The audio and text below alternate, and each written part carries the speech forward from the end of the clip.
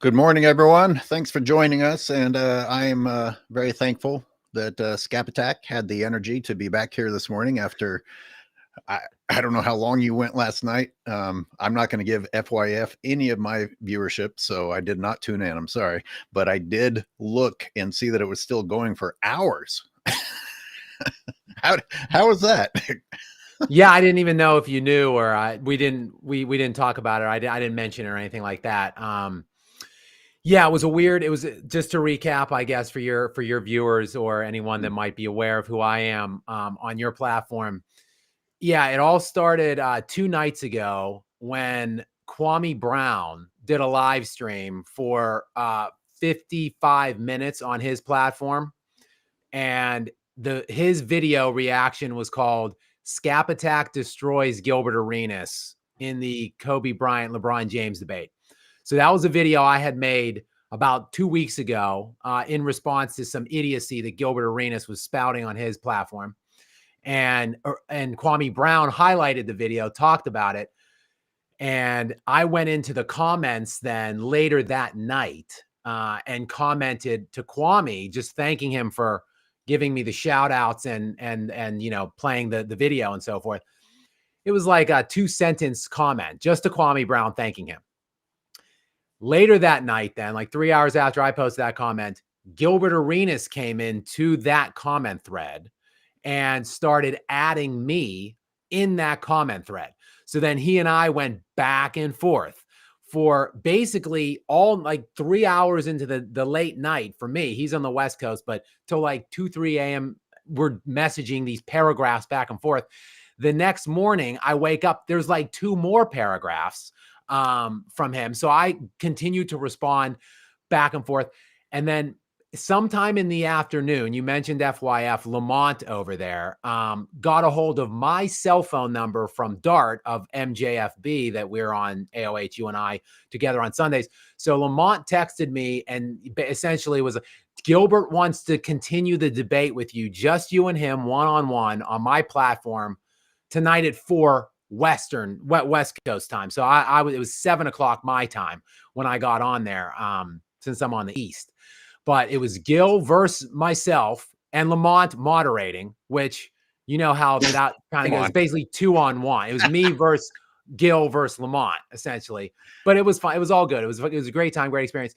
Gilbert and I went head-to-head directly for about 2.5 hours with sparse interaction from Lamont. Oh, really?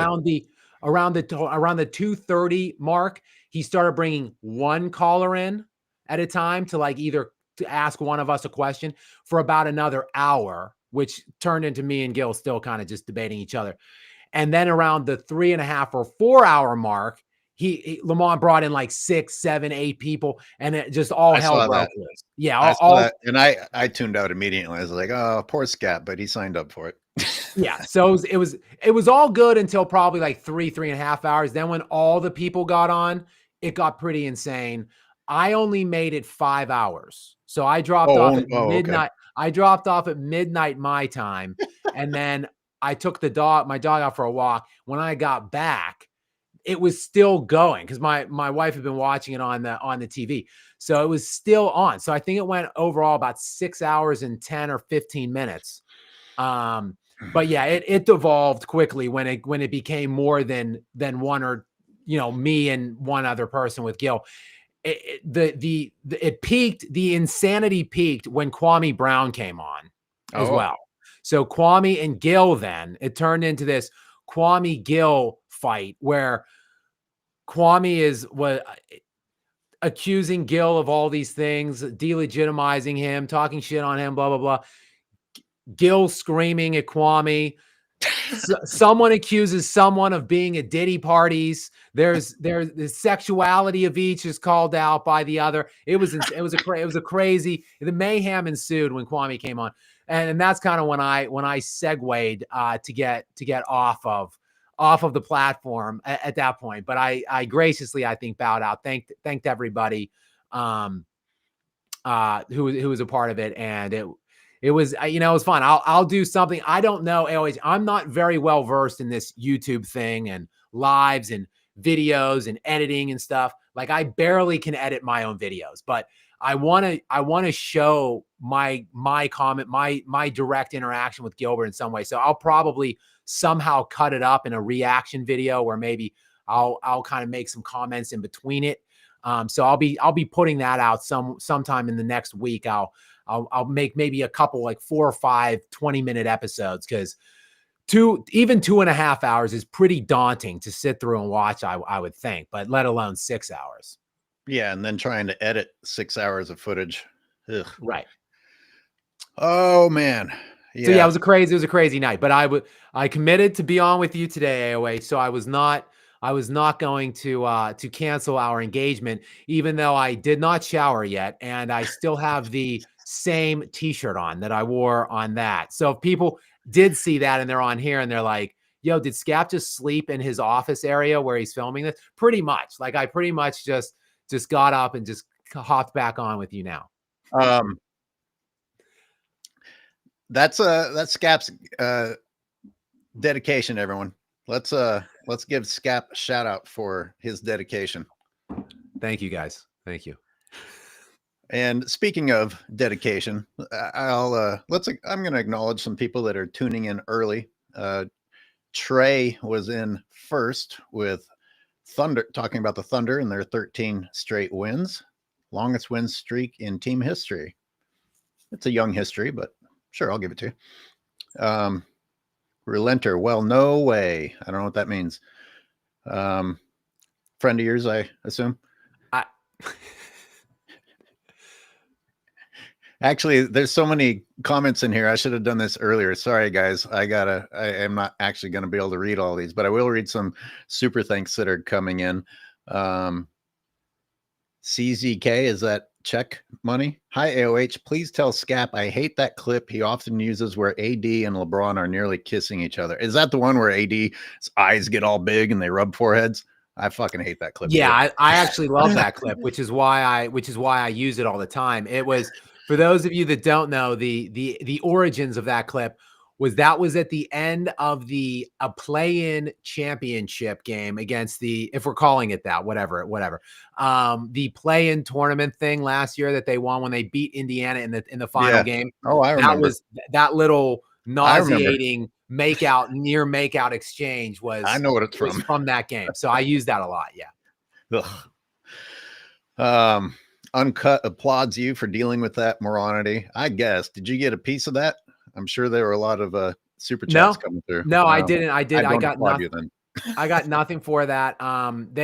Gil streamed it from his platform. Lamont streamed it from his platform, and I'll use it. You know, I'll make, like I said, just to get, because I read some of the comments today, and I got some pretty positive commentary on both their platforms in the comment section, which shocked me, because many of people on their platform either A, don't know me on Gil's, or B, hate me because Lamont probably kind of disparages me and my content on his platform. But I'd like to bring that to my base of subscribers and let them see how that went. And I'm not going to do any clever or tricky editing. I'm just going to play a lot of it in totality and just sit with my face on and do some reactions so people could see how the conversation actually unfolded. Boy, I got to tell you, and I'm not going to go down this rabbit hole with two white guys. We got to have a more diverse panel before I bring this up. But Gil sounds so angry when he talks about European players. I almost think he legitimately is upset about white people having success in the NBA. I mean, he sounds really angry about it. I think that's just Gil's shtick in general. I think he just gets really like animated when he's talking about anything, which so do I. In fact, I would say I was probably at a higher level of decibel and animation than Gil was last night. I think less than I get on MJFB at times, because it was just he and I for most of the time. And some of it is because Gil does this on his platform, Gil's Arena. He'll have like 3-4 guys on there, and it just happens when you have more than two people having a conversation about it. There's just people trying to talk over each other and yell and get their points. So I think some of that is why Gil. But yes, Gil has made some comments about banning Europeans in the past, obviously. So, and I made videos on that whenever he made it, like an hour or a year or two ago, a year and a half ago, I guess it would have been just about. Something about that line. I'll tell you what we can do. We can get rid of them Europeans. I mean, it just sounds like exactly like what you aren't allowed to say. None of the above. A member for 11 months. Thank you. Shout out to you. The Sports Prophet. I don't know that name. $10 USD. Thank you. Wishing to debate with y'all someday. Thanks for what you guys do. You're the real media. Do you know the Sports Prophet wanting to debate? I'm confused. I get hazy on handles on here, to be honest with you. Right. I know when it's comments on my channel, I either, there are some that I definitely recognize because they comment like 10 comments on every video, but sometimes I'll click on their little icon to refresh myself, and then I remember who they are. But like just off the top of my head, it's hard sometimes for me. We got a lot to talk about today, so I don't know if we'll be able to have someone come in and do some debating today. We'll set that up in the future. Very recent history. I'm going to talk about. Sorry, excuse me.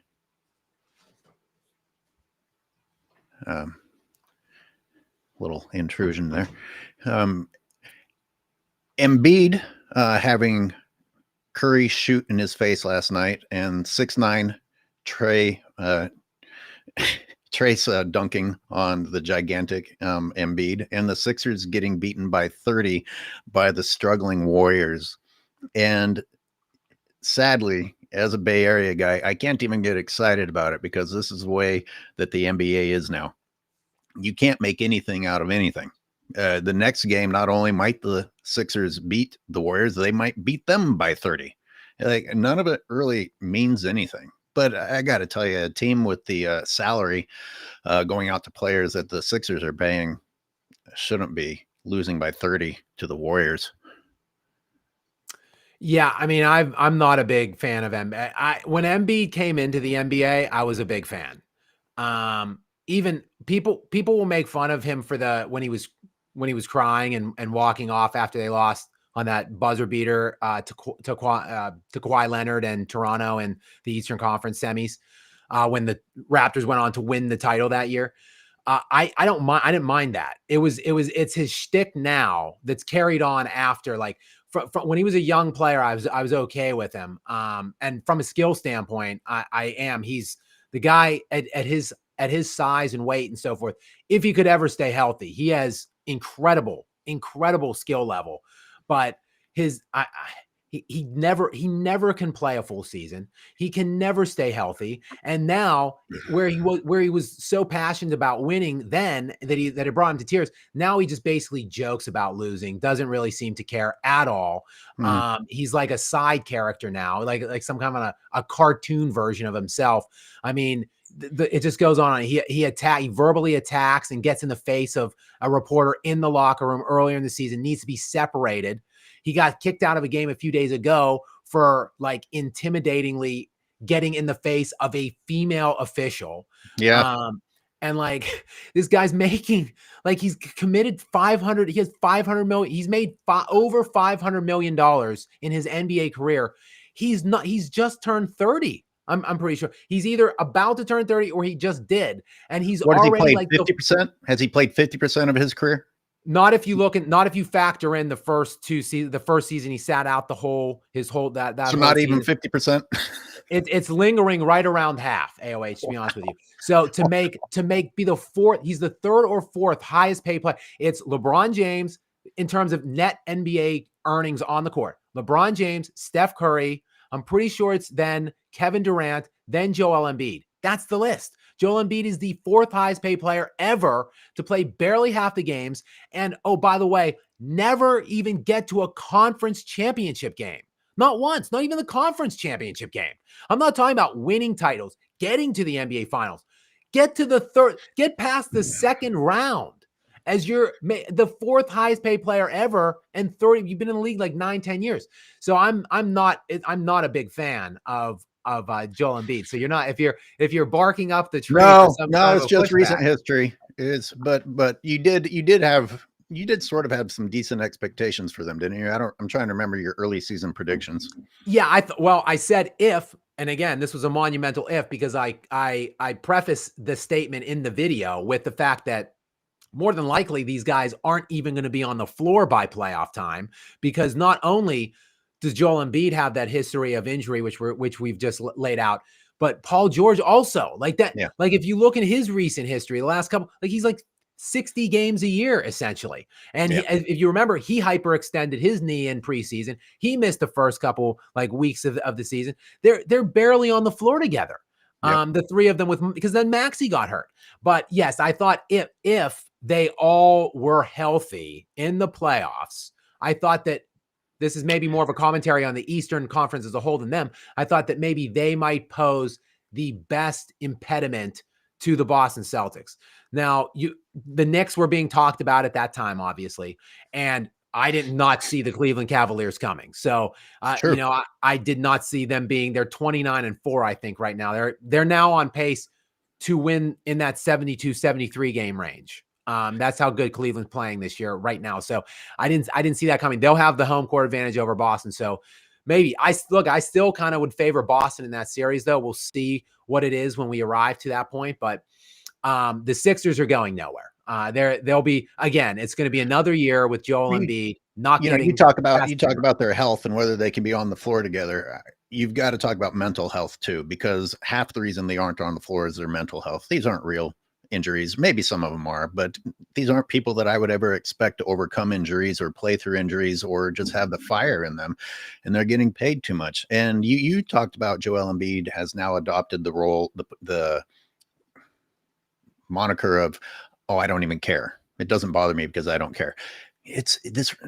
Do you remember ever doing that yourself? Maybe back when you were 6 or 7, you remember retreating to that when you're like, you lose a game, you're like, oh, I don't even care. I fucking hate basketball, or I hate playing Army soldiers. However young we have to go back to be as immature as Joel Embiid and the NBA players are. This is who is in the league.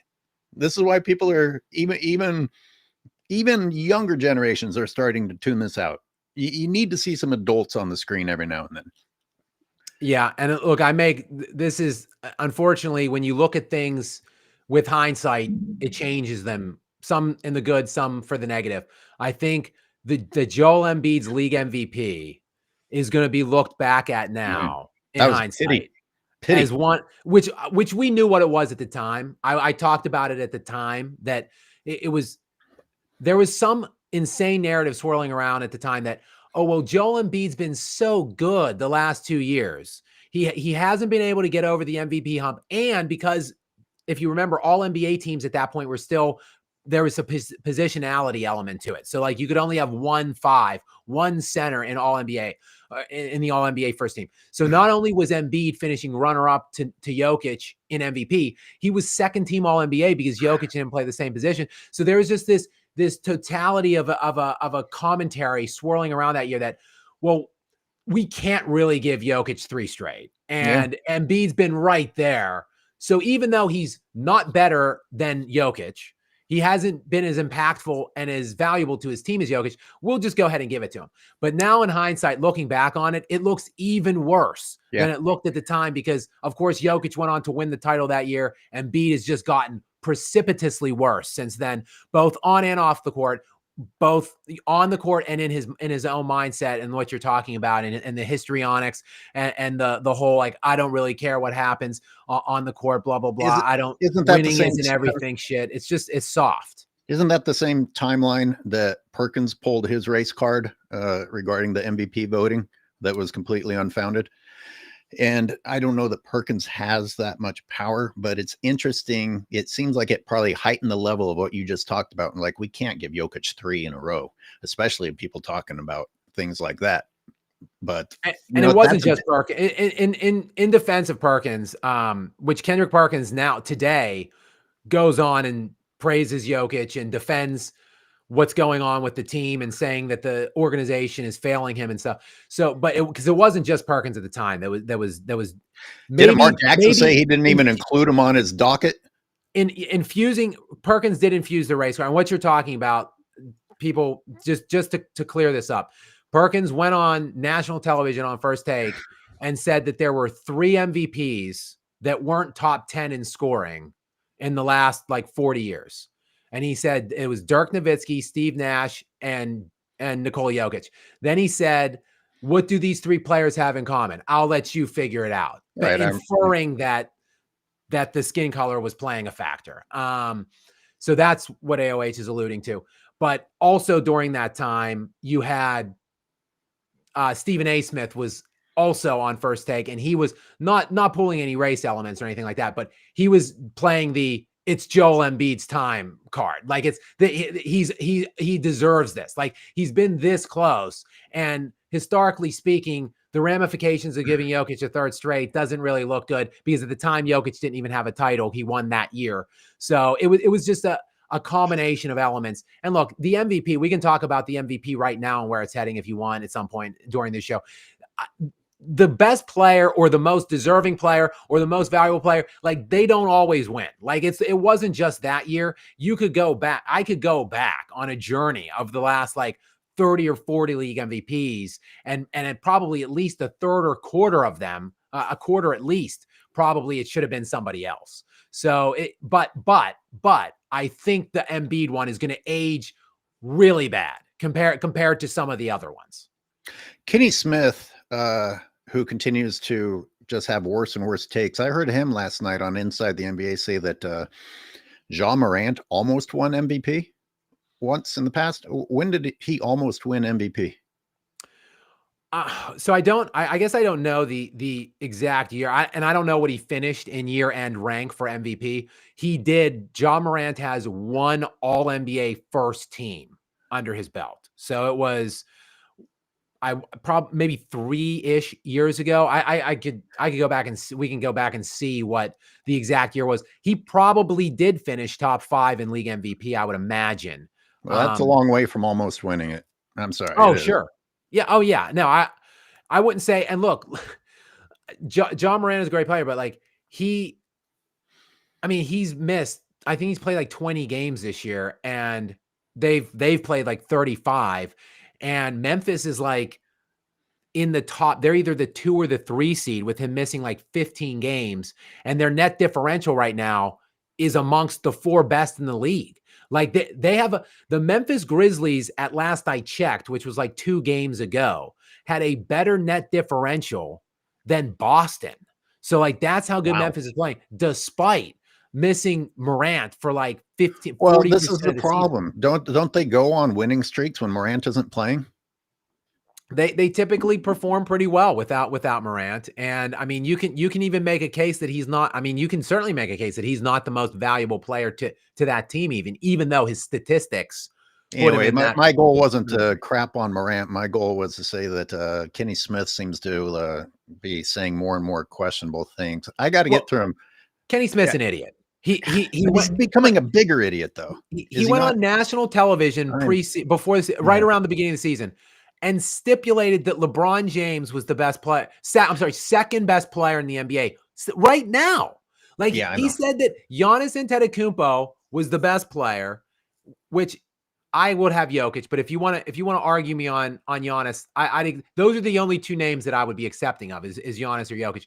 But to have Jokic beneath LeBron when Jokic toasted LeBron in consecutive postseasons with a worse team, with worse supporting cast, like while winning MVP, 3 of the last 4 MVPs, and then to say that 39-year-old LeBron James at the time, who was turning 40 this year, was better than Jokic right now is categorically one of the most insane things I've ever heard. Like you don't have high-level personality say on national television. You don't have to explain these things on my channel. I've already gone through this stuff. But you know what made me think about Kenny Smith was the idea that the big push for Embiid to get MVP was based on he's been good for a long time. And Kenny Smith was basically, when he said that stupid shit about LeBron James, he was like, look what he's done for so long. I'm like, that has nothing to do with being good right now. And yet people are looking at, oh, look at what he's done throughout his career. And, they're using that to justify things that he deserves, like taking off for 9 days on his team. taking off on his birthday, having his son brought into the league. I got to get through some of these super chats or I'll never get to them. And I got to get Steam Engines off the screen. So the two most handsome douches to talk basketball I have ever seen. AOH, send me my money. European pride. Fucking Steam Engine. Steam Engine, if you would ever actually stream to your channel, like last night when you were supposed to, I was ready with my wallet open to super chat you. Hey, Speem, real quick, Speem, he was watching last night. He was texting me last night, and apparently I can't find it now. Maybe Speem can elaborate, either text me or make a comment in the side thing that catches my attention here. He said that Kwame was on his channel last night reacting live to what happened, and then Kwame blocked him in the comment section for making some comments. But I went on to just Speem look got and blocked? see. Speem got blocked by Kwame's moderator because of some comment he made, which I won't disclose what that comment was. It was a little sexual in orientation, so I don't want to say for the He's being sexual here too. What's the matter with you, the Speem? child viewer, the under 18 viewers maybe out there in YouTube land. But I went to just look at what Kwame was saying about it and maybe read some comments, but I couldn't find it. And I looked in his videos and his lives. So I don't know if he deleted the stream last night after or what, but I didn't. It's not on his channel right now. And also, everyone, I'm not lying about what the content is going to be today. We're going to talk about how Kobe Bryant left the Lakers and how LeBron James is going to leave the Lakers. And we're going to talk about this a little bit. Leave that up there and let you digest that. That's some high level photoshopping right there. That is zero photoshopping. That is zero photoshopping. Oh man, I forgot that Draymond Green played in the 2002 Western Conference Finals. That's a fucking flagrant 2 if I've ever seen one. There were no such sending thing Kobe back Bryant then. to the free throw line. Flagrant 2. Those things didn't exist till like 2012 or something like that. Yeah, I guess they had to invent that because of Kobe Bryant's dirty play. Kobe Bryant, did anyone know historically Kobe Bryant is why the league had to create the flagrant foul? Did you know? I just want to put this little thing on the flavor. Do you know the famed clothesline against McHale in the Lakers Celtics game where McHale clotheslines Kurt Rambis to the ground, literally fast break, lassos him around the neck, throws him to the ground. That was a standard foul, by the way. I just wanted to point that out. That like one of the most iconic, crazy fouls in NBA history. Yeah, well, Kurt Rambis didn't get to go to the free throw line after either. It's just insane to think about that. It's like in hindsight thinking Indiana Jones and the Temple of Doom with human sacrifices, tearing hearts out of chests, like children slaves, alligators eating people. Like that movie was PG. Like to think about the differences in the generations and how things are, viewed differently in different lenses now from era to era. It's pretty crazy. Sorry, I said my joke wrong. The joke would have been Kevin McHale going to the free throw line after clotheslining Rambis. But wasn't this a built up retaliation? Just too much roughhousing, and finally somebody said, anyway, we'll talk about that another day. Shout out to both of you from None of the Above. If you guys were the NBA commish, what would you change, implement during your tenure? Go in depth as you need to. Maybe we should circle back to that or we'll never get to Kobe.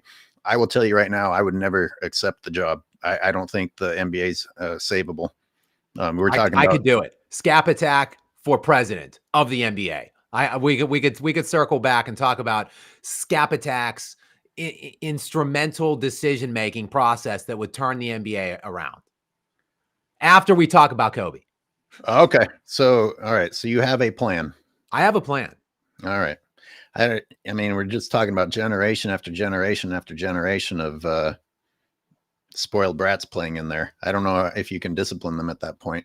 The sports prophet, big debate topic. ESPN and the media seems to think that LeBron aging is an accomplishment when everyone in the world ages. My channel, I've been slow on my content. I'm doing a very, very in-depth play-by-play comparison of LeBron his first game as a 40-year-old and Michael Jordan's first game as a 40-year-old. And it's not just how incomparable the game is or their hustle is. It's also the commentary and just the never ending, as Prophet said, just congratulating LeBron James for aging, ceaselessly talking about it. You know, Michael Jordan, they didn't mention his name at all in the opening of that game that I'm breaking down. They didn't mention his age at all. He's the greatest ever, playing at 40. He had just had his birthday. Didn't say anything. And that was the Wizards' home announcers weren't even doing that crap.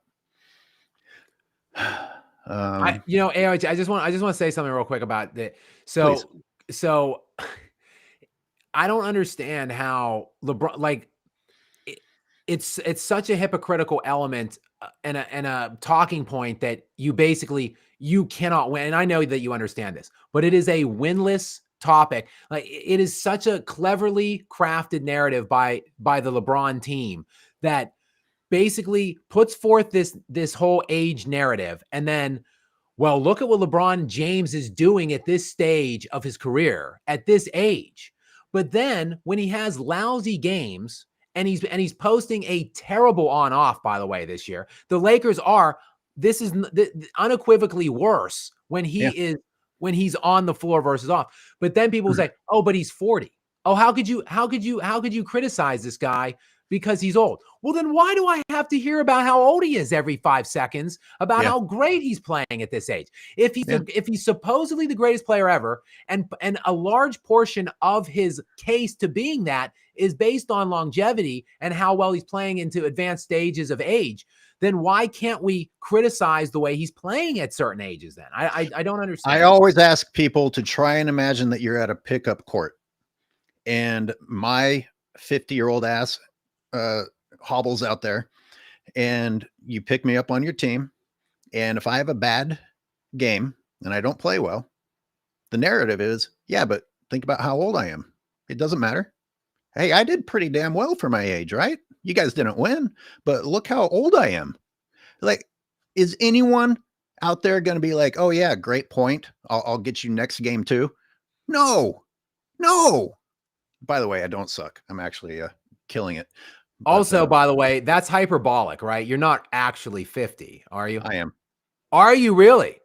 You look great, AOH. I don't know what the underneath the upper area looks like, but the face looks really good. You're moisturizing properly, I think. I'm not. I have alcohol all day long and don't moisturize, and that I can believe.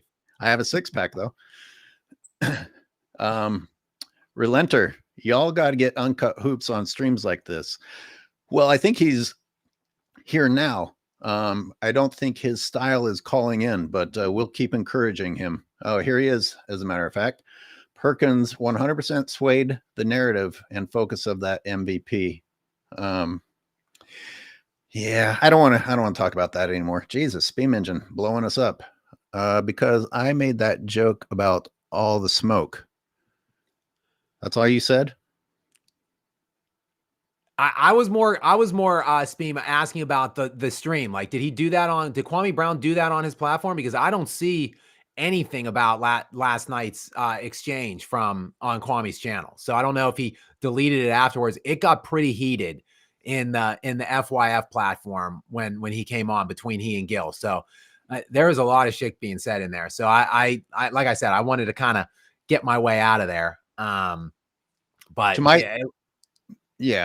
my channel, one other thing, because Skap, you said something that made me think about it. You know, the constant celebrating of LeBron James and the lies about LeBron. I'm also breaking down the Warriors and Lakers game from Christmas Day, because it was, boy, I mean, it almost looked like the whole Warriors team is on the take, not just Draymond. But Doris Burke, as LeBron James is going to the bench, says, how are the Lakers going to survive this stretch with LeBron on the bench? And I said, Doris, look at the previous period when LeBron was on the bench and the Lakers extended their lead. It's going to happen again. Guess what? It did. But they keep telling you that the Lakers need LeBron, no matter how many times the Lakers do better without him, whether it's him sitting out games and they win, or whether it's him going to the bench and they play better. And if you aren't capable of seeing for yourself what's happening out there, then you're exactly why this type of shit is able to happen. You've got to not just happily accept whatever bullshit is being fed to you. You have to taste it and spit it out sometimes. The sports prophet. You're being very generous, sir. Thank you. 5 USD. Stats have overtaken winning, and it's embarrassing. You don't need a superstar to win. Look at the Cavs. Yeah, and then, of course, revisionist history. If LeBron gets beaten by a regular team, that team becomes a super team. So, Right. I mean, Michael Jordan had all the best players that ever existed, and the Bulls just happened to draft them. It worked out so well for Michael. Phenomenal fitness. Skap and AOH on the same live. Shout out to you, sir. We got a lot of chats in here. Hey, Steam Engine. Despite all the shoes that you were hanging around your neck on your stream last night, I know you're homeless, so don't send me any more super chats until you stream, and I can pay you back with some super chats. Jesus, here he is again. Steam Engine. You seen the Jet scalp tattoo? He can't be trusted. That went right over my head. I don't get the reference. What is it? 9:38 a.m. here. It's 10:38 his time. I'm sure he's high and drunk. Just kidding. Okay, let's go back to what I have. Kobe Bryant comes right through Mike Bibby, and he's in front of him.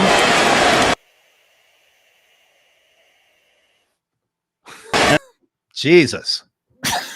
That shit is edited. He's gonna come. Oh, it is not. It is not. An elbow right in the chops. Should have been an offensive foul. A big break for the Lakers. 11.8 remaining in this fourth quarter. 1 point. I think what happened there. Stop. I think what happened there is what happened there was Bibby threw his face into Kobe's hand, and they had to give Kobe the free throws then because of that. Now, part of the reason that I am showing this is I still have a little bit of bile in my mouth from Mr. Moss. I don't want to pick on him because he's a nice guy, but he said so many things that by the end I was, as a Sacramentan, forgiving that series. How dare you? I wasn't That even was like the only thing Mr. Moss said that I agreed with. No, and I'll tell you why. I prepared for this. But I didn't watch basketball for years after that bullshit. It would have been great to see AI versus Weber, but the league didn't want that to happen, apparently. Listen, that's a 1-point game, and the announcers are saying that it's an offensive foul. Kobe lifts his elbow above the shoulder level and swings through, and Kobe goes to the free throw line in a 1-point game. I saw this live in a bar in San Francisco, and these goddamn fickle LA fans were in town, and everybody's going, "Oh, boo-hoo, Bibby." If Weber threw that sort of an elbow into Kobe's face, nobody's saying the same thing. I mean, that's a bad call. There's no doubt about that. Oh, that was one of about 5,000 bad calls in that series. So, but again, it was look, it was game 7 in Arco that went to overtime, right? So it was a tie game at the end of regulation. The Kings were 16 of 30. I don't know. I think Mr. Moss got it wrong. Thank you for setting me up. I'm prepared. Mr. Moss said 15 of 30. He was wrong. It's 16 of 30. I mean, people miss. Yeah, it was 14 free throws. People miss free throws. People have bad nights. That's the reward for being a better team, that you don't even get to a game 7 unless the series is rigged, just like in 2016. Look, the Kings missed 11 free throws in game 3 and still won. The Lakers missed 7 that game. Where's the pity about them missing the 7? Guess what? The next game, the Lakers missed 7 in game 4 and won. That was the game with the Robert Horry shot, which, by the way, Edelman should be in the jailhouse for just allowing Kobe to dribble up and chuck up threes without people fouling him to come back in that game. But it very much reminds me of the 2016 when I turned off basketball again for a couple of years. Because people say, oh, the Warriors should have shot better in game 7. Yes, absolutely. They should have.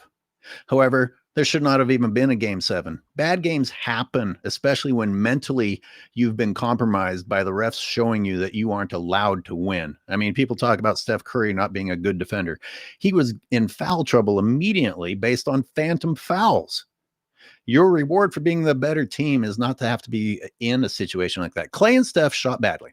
On the other hand, LeBron shot badly. LeBron shot 37% overall and 20% from 3, 1 for 5. And yet his team won. What's the difference? They both shot badly, and yet certain things get you over the edge by the end of the game. Yeah, I think here's the thing on. I'm not going to argue the point on the officials, especially officiating in Game 6 of the 2002 finals. Oh. Here's the thing, though. Just for me personally, I have made a few videos in the last year talking about the discrepancy of free throws season long for the Lakers, running from like the regular season into the NBA playoffs. And it's like literally they're like 600 above the number 2 person in the same category. So I made a couple things like calling that out. I typically don't make any kind of commentary on officiating. I'm a big NFL, I'm a big football fan too. But look, one of the things you'll never hear me say, I've never made a video about it, and I won't, is I think the Thunder got hosed. You could make a case. Oh yeah. For the officiating in the 2013 LeBron's first finals run, the 2012 finals. But I've never talked about that on a video. But it didn't even go 7 games. So a lot of people are gonna be like, oh no, the Heat just dominated them. No, right. But if the Thunder are up 2-0, which is what they should have been, they were up 1, and there was really questionable calls, and KD getting absolutely mugged in a game where if he got 2 free throws, they likely win. They're up 2-0. So like that's just a different series for a young team. That because the Thunder were very young, but to have a 2-0 cushion at that point would have been monumental for them. Yeah. So, but look, I've never made a video about that. I'm not going to say like, oh, LeBron's 1 ring. He really doesn't even have that ring because of the officiating. I typically, and look, I get it. Your premise is Gilbert said that for you, by the way. Rigged. I get that your premise is the league offices intentionally rigged the Kings-Lakers series. That's your premise. And I've heard other conspiracy theories in the NFL that the league offices are rigging, officially or unofficially rigging series or rigging games to get certain teams from certain markets in game. The way I always see officiating, and you could say that this is just a cop-out because we're talking about Kobe at this point. I'm not going to argue on it, but I will tell you my take on my viewpoint on officiating is it all evens out. Like at some point, it all even like I'm not going to blame the officials when my team loses, and I'm not going to pick apart points when my team wins. Like I just say it is what it is. Like and that's why LeBron I think has gotten calls throughout all of his playoff runs, but like I discredit his runs for other things, not because of the officiating. Is my point. So you will get no argument from me on the 2002. If you think that the league offices actually rigged the whole series for the Lakers, well, that's a conspiracy theory. Like you're entitled to that theory, but I don't know that leagues are actually like, look at all the calls LeBron's got the last 2 years. Look at all the officiating that he's gotten. They haven't won shit. Like it hasn't produced them winning anything. So no, but the difference is they got justice if the league in the helps. playoffs. If the refs help LeBron get a foul call and he goes to the free throw line, he misses. Kobe makes him. That's a fair point. That's also a fair point, I guess. Hey, I don't want to make excuses because we always talk about accountability, the need for it. But man, it takes something out of you, even if you're competitive, when you just keep seeing, when you just have the wind knocked out of you by the refs with tough calls. You're trying to play D against a team that's bigger than you, probably more talented than you, but you're playing your asses off, and the refs just aren't going to let it happen. Even Michael Jordan, with his competitiveness, would probably start to falter at some point in the face of that. I don't know, maybe not, but I better get to some super chats again before we talk about there's more Kobe bash. You want to do some more? You want to, I will argue with you on your other Kobe point, though, that we're going to talk about. Okay. So the darkness, the night is darkest before the dawn. We can. I will officially be willing to argue with you on, unlike the free throw shooting and stuff. I will be willing because I'm depending on you to bring the data, because I spent so much time getting upset about the past that I didn't prepare as well for the present.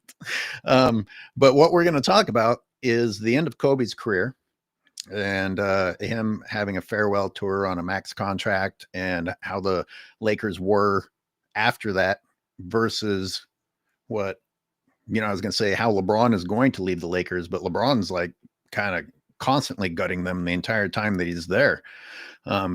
There's no way, especially considering the hundreds of transactions that have taken place on LeBron's watch, that Kobe's going to be worse, even if I were to play the bad cop here. But here's the most interesting part of it, I think, is that LeBron fans will say that the Lakers, Jeannie Buss made the right move because the Lakers had to be saved. And I'm saying you go through a dark period and you begin the rebuilding process, and they had a shitload of talent there.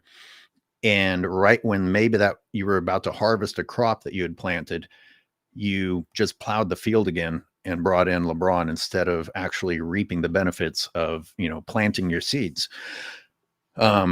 And that's where it was darkest before the dawn, and you never saw the dawn with that young group of talent. And just a teaser for everybody, I asked Skap if he would come up with the ultimate starting five out of all the talent that the Lakers traded away. Skap, what did Kobe leave the Lakers in a bad way? Well, I mean, they certainly weren't good, or they weren't in a good place. But I think it's apples and oranges for what LeBron's done and what they've done for LeBron versus what Kobe did and what they did for Kobe. And look, LeBron, I think there is a certain thing that of allegiance and taking care of someone that's done a lot for you. LeBron didn't have that goodwill established with the Lakers organization. He came in and they started working for him from the beginning. Yeah. Like, he came in, they had decent young talent surrounding him. They didn't even make the playoffs that year, his first year with LA. Yeah. Then they trade all of the pieces away and all of their draft picks to bring Anthony Davis in, who was like a top 10, top 5 player. And they win LeBron his 4th ring that very year. The very year they made the trade, they win. And Anthony Davis is first team All-NBA, first team All-NBA defense, 6th in MVP, 2nd in defensive player of the year, led the NBA playoffs in the bubble in win share and in points scored, anchored their defense. They won LeBron James his 4th title. Yes, they did. So he owes them. So, and yet he still is handcuffing them, paralyzing them, taking as much money as possible. The Los Angeles Lakers owed Kobe. Kobe was a 20-year guy. He stayed have I frozen? Am I good? I don't see a problem. Okay. He was a 20-year guy. And did he cause a ruckus in the Shaq when he essentially forced them to get rid of Shaq and Phil Jackson? Sure, but AOH, the package back for Shaquille O'Neal, who was still the next year, for some perspective, in Miami, his first year in Miami with Dwayne Wade, Shaq was first team All-NBA, and he finished, I believe, 2nd in the MVP voting that year, runner-up to Steve Nash, I want to say. Wow. That was still how good Shaq was at the time. The pieces that Miami sent back was Caron Butler, Lamar Odom, and Brian Grant. That was the package. Those 3 players in their entire totality of their lifetime spent in the NBA.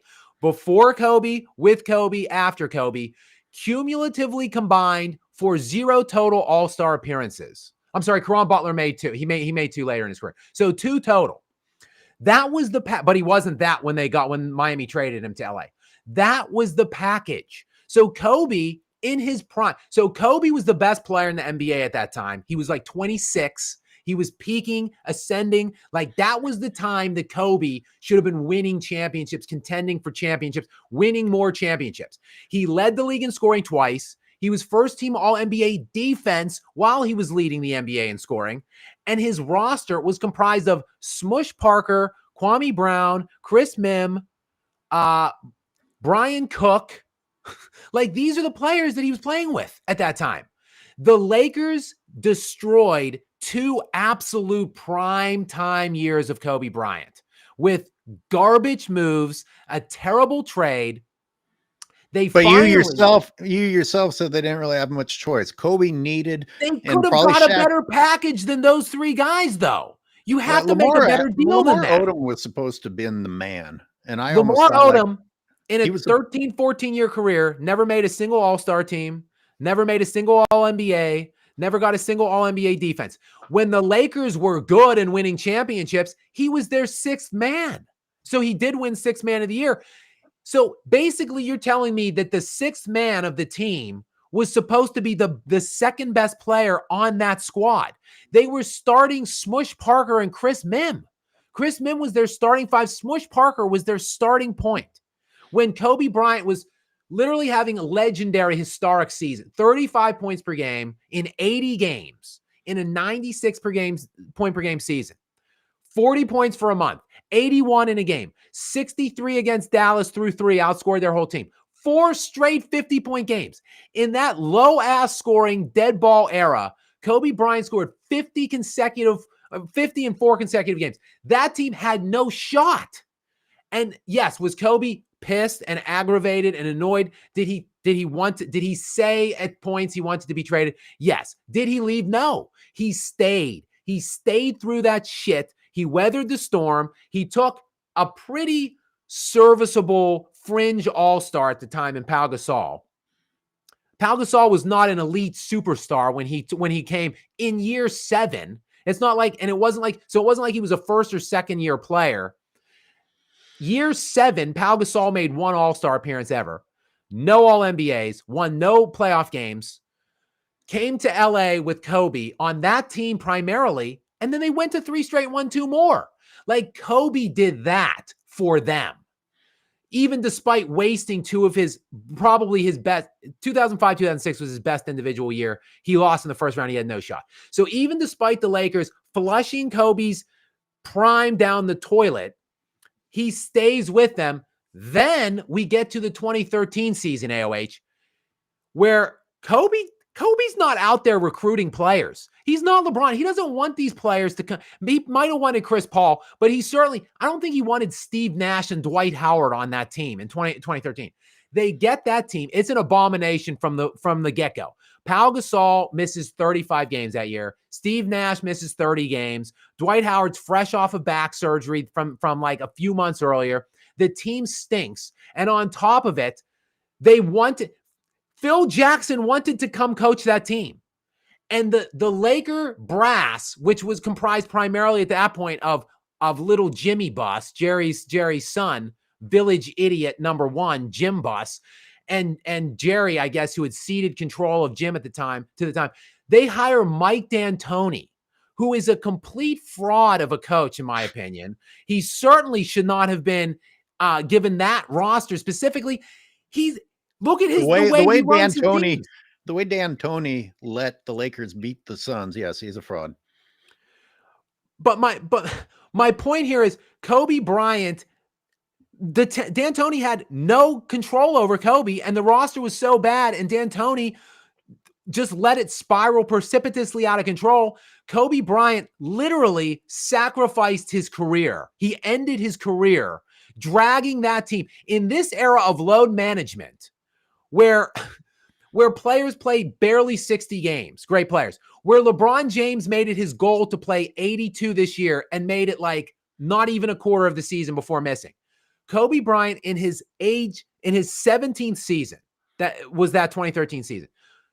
He played like the last 8 games before he ruptured his Achilles. He played 47 minutes a night. The accumulation of minutes and degradation and wear and tear on Kobe Bryant's body at his 17th season in the NBA with 5 championships still was like, no, I got to play every freaking minute of every game to drag this garbage team into just the 8 or 7 seed. That's what he was doing out there.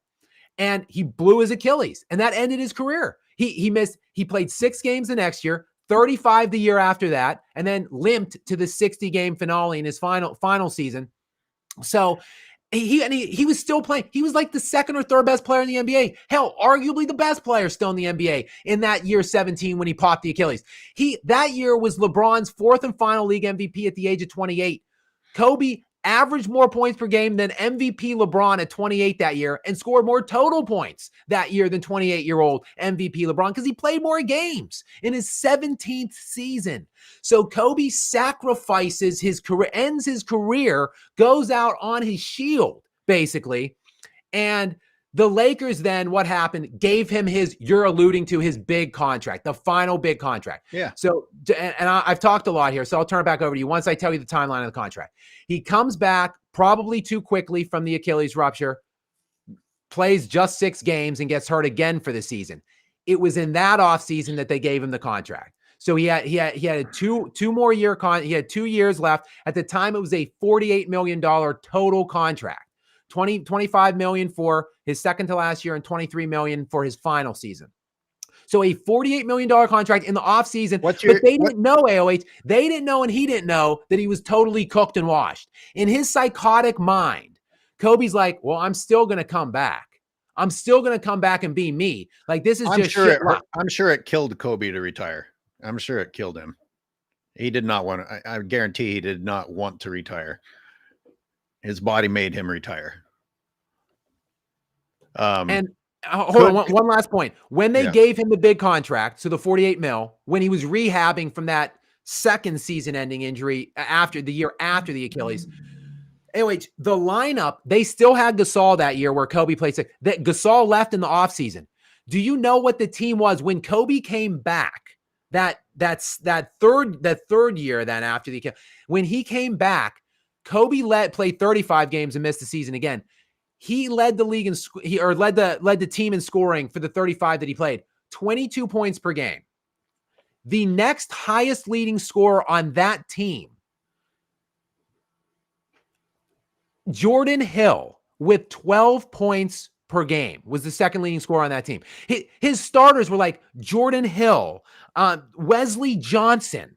Like, this isn't apples to apples because LeBron has elite talent surrounding him. The Lakers have given him title contending talent. Kobe had garbage around him on those last 2 teams, and the Lakers were getting what they wanted. Him to make them relevant and marketable, even though they had an absolute shit supporting cast. How do we know that Kobe wasn't hindering their? How do we know that Kobe's shot chucking to get those point totals wasn't hindering their development? What, Wesley Johnson? Hey, people are nobody until they're somebody. Wesley Johnson and Jordan Hill.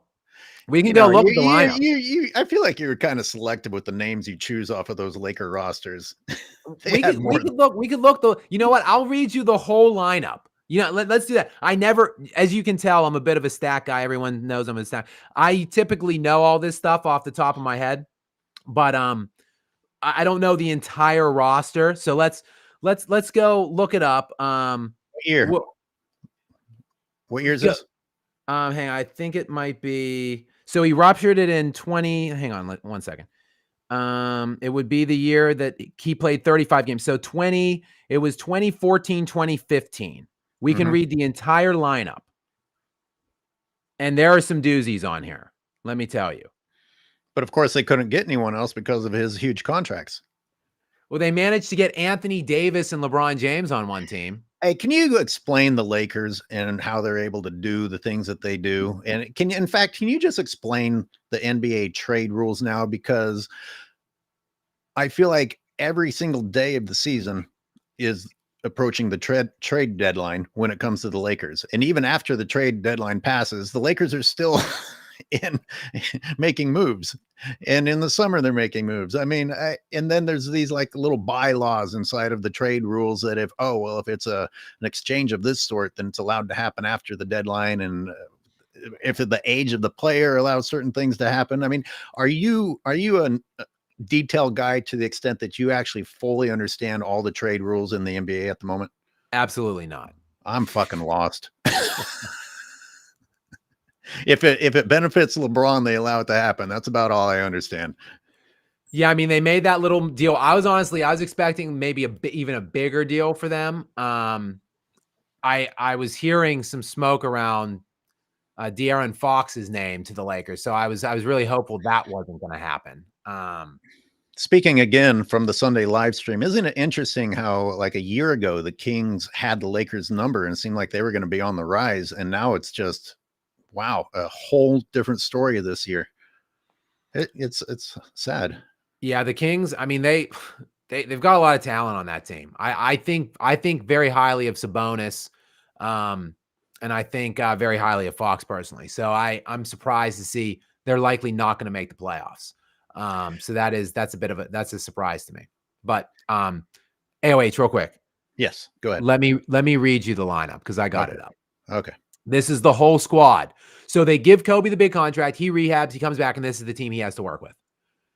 Vander Blue, Jabari Brown, Wesley Johnson, Jordan Hill, Jeremy Lin, Wayne Ellington, Jordan Clarkson, Nick Young, and like nobody else is really playing minutes after that. That's the team. That was that team. Like, what do you? I mean, the Lakers didn't try to help Kobe in any way, to give him anything, any semblance of a lineup. So at least they had the great Kobe Bryant, who's beloved in the LA market, who was a great star, obviously, on the global stage, that could keep them relevant and marketable in his final years. And so I think they knew what it was. So to me, it's not the same thing. Like the Lakers have bent over backwards to help LeBron, to give LeBron whatever he needs. They drafted his son. They fired his coach. They hired his podcast partner. Like they keep doing and doing and doing for LeBron. Like to me, Kobe did more for the Lakers than vice versa, in my opinion. The NBA has shoved the idea that LeBron is great and deserves things down our throats for so long that even I didn't even think about the argument that what if we were to do the whole he's earned this thing. If any one of those two earned something, it was Kobe. I mean, you're right. I mean, Kobe'd been there a while. Whether I think some of those rings were questionable, he put in a lot of time in LA and was loved by the people of LA and won a lot. And LeBron has done nothing for them. And from day one, everything was done to appease him. And before we move on from that, is there a correlation between them not having talent around Kobe at the end with them not being willing to give up draft picks? Because they ended up getting some nice young talent in the next years. Of course, you can't capitalize on that immediately, but they certainly had some talent coming in. Yeah, they did draft well on the back end. You mentioned the all non-LeBron team. Like if they didn't trade the players away or whatever. I don't know if we can construct a full starting lineup that would be like a contending team, but they certainly did. They drafted D'Angelo Russell, Julius Randle they drafted, and Ingram and Brandon Ingram. So like those are three like pretty high level. I mean, they've all made an all-star throughout their career. So like those are like all-star caliber players that you would have had. And then what other moves are you making, obviously, like in the interim to put around those, like logistically proper moves, AOH, like free agents that you don't have to sacrifice and leverage your future for. You just bring on a free agent, like a high level free agent that wants to play with these elite young up and sending talent. Right. And so, yeah, I think honestly, the Lakers likely really would have been better off if they never made the LeBron acquisition. Well, to the point that you just made about bringing in an elite player to join this young talent, LeBron fans want to act like the Lakers couldn't recruit unless LeBron was there. You know, even though Anthony Davis carried LeBron, they still gave LeBron credit because LeBron got AD to go there. But what? The Lakers couldn't have used big cash to bring in another high-level talent, even if it wasn't AD. And I mean, the capital that LeBron James has consumed by himself would have allowed the Lakers to do some pretty crazy moves. And I need to give some love to the super chats. In fact, that someone is talking about this very topic. So let me read from none of the above. And I apologize if I lose anyone else's super chats in here. We'll catch up really quick. Kobe's departure led to Lakers drafting D'Lo, Ingram, Kuzma, Lonzo, Randall. Lakers post LeBron won't have a second round rest of the 2020s. Off topic, Skap. When are you going to give Lamar his damn respect? I don't want you to go down there. I'm waiting till the very end of the season. And then I will be covering the Lamar Jackson MVP discussions in Lamar Jackson. Yes. I was still thinking of Lamar Odom. I mean, maybe he is, but I'm thinking he's talking about Lamar Jackson because I am anti-Lamar Jackson as well. That's right. You do crap on Lamar. Hey, Zubats. Zubats was in that mix. Do you remember how that happened? I know that he was one of the many people to come in and out of there. You know, I think they might have drafted him. I forgot they drafted Kuzma, to be honest with you. That is a nice, and I knew that they did draft Ball, but he's hurt all the time. Like if he could stay healthy, like his brother and with the Hornets, if they could stay healthy, they would be high caliber NBA players, but they just don't play long. They don't play enough. Sports and Fitness Rants is in here. Listen, Jordan told Kobe in 08 after he lost to the Celtics to figure it out. That sounds like something you'd like to go off on. You know, how about the fact that someone does find a way to figure it out versus tell the front office to bring in so much talent that people don't notice your mistakes. Speaking of Dinwiddie saying that LeBron covers people's mistakes, Jesus Christ. Just the shit coming out of people's mouths is mind-blowing. Yeah, I think a way about Kobe, a certain way about Kobe, because of the way he handled the post Shaq time frame, like the way that he overcame the challenges, the issues, the titles that he won, the way he won them, the help he had, the teams he played, like that. It's just very rare that you can find someone in NBA history that did what he did in that time frame. So that's why I have him where I have him and why I regard him the way I do. Sports Profit gave another $2 USD and said, thanks guys. If you want me on later, let me know. He must have bowed out because I was missing some of his super chats. Wow. Here's one for you from Austin. He's a longtime supporter on my channel, so I'll go ahead and read this. Skap, can we talk about how he sabotaged the 2004 finals, how he didn't shoot in game 7 of 2006 first round? How about breaking Bibby's nose? No foul in 02. We don't have to cover that one. But you know what? Let's take it. Kobe Bryant comes right through Mike Bibby, and he's in front of him.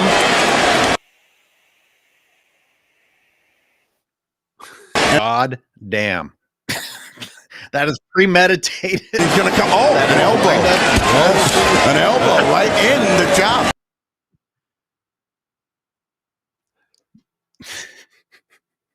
Was that the commercial?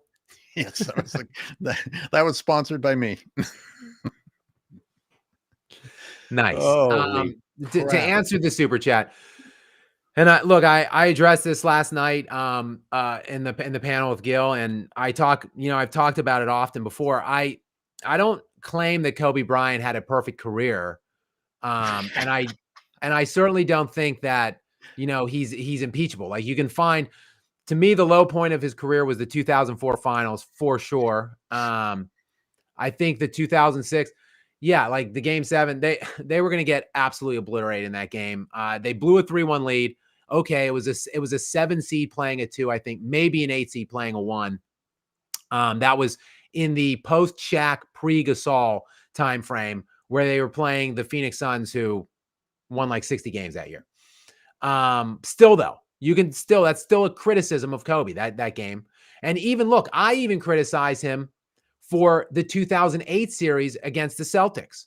I think that, not only they lose game 6 by like 37, and just get absolutely waxed off the floor there. But remember, look, Boston was better than them, whatever. But the Lakers were up a lot. I want to say like 19 or 20 in game 4, I think it was. That was the famed Paul Pierce shit his pants moment where he left the floor in a wheelchair and came back after crapping himself. And the Celtics overcame like a 19 or 20 point lead in LA in a 2-1 series. So if they close that game out, it's 2-2. Who knows? It's different kind of looking series. So look, there are things that you can criticize Kobe Bryant for.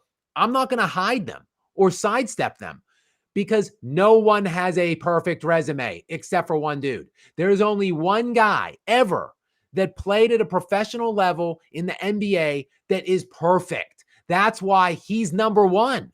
And then everybody else has flaws and blemishes. We can sort them all out. And when I do, I think Kobe Bryant is below only that one guy in Michael Jordan. Hey, will you read the chat that's on the screen for me? It says Gasol should have won 2010 Finals MVP. That is despite Kobe. I think the final line was maybe 30 points to 19 or 18 per game, I want to say. Uncut Hoops, what do D'Lo, Westbrook, Prince, Bosch, Love, Lonzo, Ingram, etc. all have in common? It's a mystery. That's a tough one. So do I understand you did not put together a dream starting lineup from the talent? I did not, because I think there's speculative moves in there that you can't necessarily infer. I looked at the draft. I looked at all of the draft picks that the Pelicans got from the Lakers for the AD transaction, and like none of those guys are popping off the screen to me. There's like they were like serviceable players maybe, but they're not. I don't think like elite championship contending fill out the 5 that of those 3 that we mentioned earlier, in Randall and Ingram and D'Angelo Russell. I think that is a great beginning of a starting 5. I think if you maybe want to throw in Kuzma in the mix, at least rotationally, Lonzo Ball, like Caruso, because they lost Caruso. Because they didn't want to actually Caruso. I looked into this. Caruso just said, "Hey, I'd rather stay with you guys. Are you willing to meet this amount of money?" I mean, where was their money tied up at that they couldn't pay Caruso a little bit more? And I think the Lakers still would have needed to make a move. Maybe they don't get Anthony Davis, but like you were trying to allude to, or you did allude to earlier, like it's Los Angeles. It's the Lakers. Like it's the primetime marquee team. Who doesn't want to go play there for a lot of money, right? Well, like now. Right. But I'm saying if you don't bring LeBron, if you don't get LeBron and therefore you don't get AD, you're going to get some other high caliber free agent or 2 that wants to come in. Free agent where you don't have to send all of these young talent that you've acquired through the draft and building the right way. You could have just had an organically assembled team at that point, but it would be speculative. Someone in your realm of Kobe fandom has put up a super chat. What happened to Kobe at the end happens to most stars at the end of a dynasty. As far as contract goes, they owed him money. Bill Simmons lied about Kobe's contract dispute. There was none. I don't know about any of that. Yeah. I don't know where to go with that unless you have personal knowledge on it. I'm not sure. I'm not much of a follower of Bill Simmons. Okay. So let's instead of just limiting it to who the Lakers had drafted, let's also look at who they could have drafted if they hadn't given up their draft picks and who they could have gotten with salary.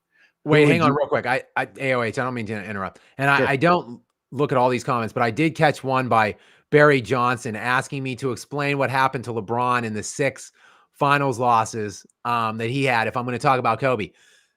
Barry Johnson, do you know who I am? Like, no one is out here for Kobe more than me. Like I just said, I have him second all time behind only Michael Jordan. That's it. That's my list. Jordan, Kobe, all time.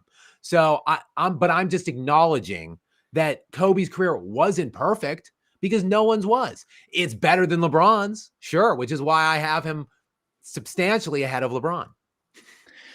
I have a member with a comment, and Cash says, I'll say it, Jokic is better than LeBron all time. I agree with you, but it's not that big of a statement. I have a very long list of people better than LeBron all the time. But I think you can make a reasonable AOH that you're going to, where do you have LeBron? Just free off the top of your head, like 50 or 100 or something? He's under 50. Okay. So you'll be kind of, I mean, you'll be dismissed for that. I'm just going to say, like, people will just dismiss you like as a hater because you're saying you're putting him so far out of perspective. But I understand why you think that. I understand why a lot of people subscribe to my channel that think that. I don't begrudge them that having that opinion. But like, the thing is, to put it in, it's not crazy though. So like when you say, oh, well, Jokic is better than LeBron, but I have LeBron at 100. But the thing is, that statement isn't outlandish. Like Jokic, of course, doesn't have the bulk accumulated amount of scoring and all kinds of other like longevity metrics. But it's not crazy to suggest that Jokic is right now in his peak was better than LeBron's peak. Like, you can absolutely make that case right now. So that's not a crazy statement at all. If we look at LeBron's Heedle years, LeBron was basically enjoying being a glorified Daniel Gafford. I mean, just receiving dimes and dunking, receiving dimes and dunking, receiving dimes and dunking. And this is him at his peak, you know? Yes, he's athletic and he can jump and he can catch the ball in the air and put it through the rim. You know, sorry, you don't get to be in the upper echelon because you can do that. There's an awful lot of people on the planet that can do that. But for the same reason that I can't get as excited about Jokic as I would like to, they aren't even playing the same game anymore. You know, one of the biggest reasons that I put LeBron way down there is the league has actually altered the game of basketball to accommodate him. When you do that for a player to accommodate what their skill level is or lack of skill level is, it makes making a list not even fun anymore. I think you're right. And I think, look, it depreciates some of these metrics, right? Like when guys are just rolling out of the bed, scoring 30 points per game these days, like, it was much harder to score back even 10 years ago. So like all of the efficiency metrics and advanced analytics, like, of course it distorts them. Like, I bring up the advanced analytics with Jokic a lot, primarily just because I want to use them in a way to discuss LeBron and this era as a whole. So like, Jokic is the best player ever, basically, like ever right now, if you look at the advanced metrics. But like, yes, you have to factor in the amount of resistance that he's receiving to achieve those things in today's era. So while you can critique him versus other greats, within this era though, Jokic is by far the best. Jokic is better in his era than LeBron was in this same era, in this same concurrent overlapping era. So I don't think it's a stretch to say that Jokic is better than LeBron peak for peak right now. Yeah. I mean, if people actually focus on your argument and you say it's on advanced metrics, then there actually isn't an argument. And then you look at the overall game and you look at what LeBron is able to get away with. I mean, it's full court Heisman Trophy running back bullshit in order to make a layup that he still sometimes misses. Anyway, I'm going to get really upset if we start talking about what LeBron's allowed to get away with. But we'll also talk about blowing up fake achievements, such as there was a headline, and this is in the video I'm working on, comparing LeBron's 40-year-old game and Michael Jordan's first 40-year-old game. They say LeBron has a big night with 23 points as he's 40. That, like, guys, most of the league, like 30 guys in the league I looked at are averaging 23 plus points a game, averaging, not having a big night with 23. And if I looked at last year so I could get a full season, and down at number 60, I was still in the 44 point range. You know how much further I'm going to have to go before I get to players who are only scoring 20 a game? And guess who number 44 was? A guy who's so bad. I mean, a guy who number 60, a guy who scored 44 last season, was so bad that the Lakers needed to get rid of him to help LeBron. D'Angelo Russell. 44 points. Yeah. 44 points from shitty D'Angelo Russell, but let's celebrate LeBron's 23. Hey, man, are you running out of steam from going for 6 hours yesterday and another couple today? I think I'm still okay. Oh, okay. All right. I gotta tell me what center you would have put around, let's say they keep Ingram. And, you know, Ingram was doing really well, right, when he left there. But then the Pelicans organization in general just seems bad. So how many people flourish in a bad organization? I know that's an excuse, but it's kind of legit. Yeah. I mean, I honestly, like I said, I would have to look at maybe, I mean, free agency tendencies back then. I mean, Anthony Davis, to me, quite frankly, isn't even a center, I would say. He's more of a 4 in my opinion. I think he's more naturally fit there and a better positional fit at 4 over 5. They play him at 5 a lot because of today's NBA and the wide open shit and spreading the floor and everything like that. But you know, I don't know what they would have needed to complement that kind of a team from the 5 spot. Like, I don't think they really didn't draft anyone that steps to mind. Although you mentioned, I'm not sure about Zubac. Like you mentioned him earlier. Do you know where he came from? No, I actually asked you that. I'm trying to remember what that process was. He was very young. Oh, we didn't talk about Caldwell Pope, losing Caldwell Pope. You know, and Danny and Green was the number 1 3-point shooter and just won the championship with the Raptors the season before. And they brought him over. You know, they bring in all these little weapons and pieces. And even if they don't end up working that well with LeBron, which a lot of people don't end up working that well with LeBron, the Lakers did a great job of going out and finding. I mean, a guy who just won a championship and was the leading 3-point shooter in the league. Oh, well, poor LeBron has to deal with having that. Yeah. Keep in mind also, now it depends on who you want to believe here, but from the Magic Johnson ousting when he just, you know, kind of quit near the end of the season, some elements about that transition and about the way the Lakers were being run at the time came out in hindsight after he left. And we essentially come to know that it was almost entirely LeBron's call to bring in Russell Westbrook. And I don't want to disparage Russ because he's actually playing great right now for the Nuggets. He's like their second or third best player right now on Denver, but it did not fit in LA. That did not work at all. And some of that probably is just because his game doesn't mesh with LeBron. Like, they play similar styles. Like, they have to have the ball. They're more slash. They're going to the basket more than anything else. They're not great outside shooters. People are going to give me pushback, but LeBron is not a good outside shooter. He is a streaky shooter still. 22, 23 years later, he shoots a ton of them. So yes, he makes he makes threes at times, but he's not a great shooter. So put him and Russ together. Yeah, that shit didn't work. But isn't that on LeBron to be able to realize that with his immense how can you be a basketball IQ? savant? How can you be a basketball savant and not have studied the style of play of a guy that you're trying to bring over? He saw averaging a triple double and thought, oh, I can use that. Well, that's not very deep thinking at all. And you know, another reason that Westbrook couldn't work out there, you can't survive 2 people that are playing that badly, because LeBron's turnovers and bricks rivaled Westbrook's, but Westbrook took all the heat for it. But LeBron was playing like fucking ass that whole season. Ass. Heinous ass, to quote Skap. And see, here's the thing.